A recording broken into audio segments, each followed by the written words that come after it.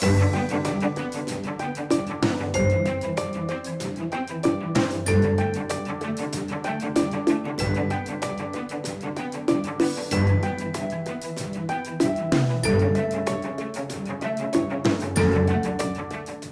l'ADN même de la Haute Assemblée que de traiter des sujets qui concernent au premier chef les élus locaux.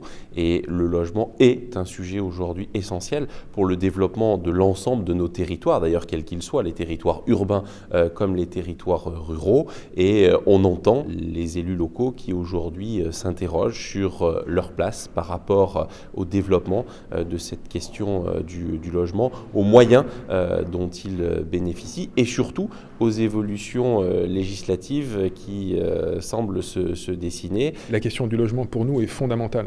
Je dirais avec celle de l'emploi, c'est les deux sujets que nous voyons dans nos permanences tous les jours, toutes les semaines. Et dans une ville comme la mienne, qui est aujourd'hui en légère décroissance démographique, la question de la vacance du logement en centre-ville est importante. Près de 20% des logements dans certains quartiers du centre. Donc avoir des outils, de la souplesse, un accompagnement intelligent de l'État sur ces questions-là, c'est fondamental.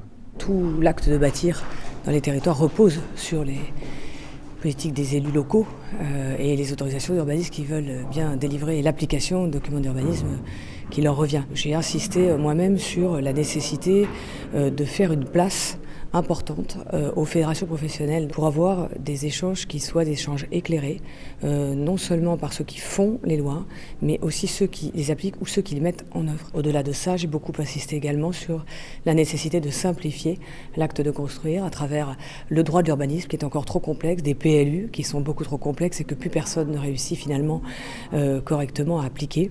Que ce soit les associations, que ce soit les professionnels, que ce soit les élus, chacun a des positions qui sont affirmées, à des propositions à formuler dont il est absolument important et je dirais même nécessaire de s'imprégner pour pouvoir venir enrichir le texte de loi en question. Je pense qu'il est aussi important que l'on puisse avoir un regard sur l'ensemble de ces contributions. Je rappelle quand même que le président de la République lui-même a dit qu'il s'inspirerait dans les travaux qui seraient menés, mais c'est vrai aussi pour le gouvernement, des conclusions et des propositions qui seront formulées notamment ici au Sénat.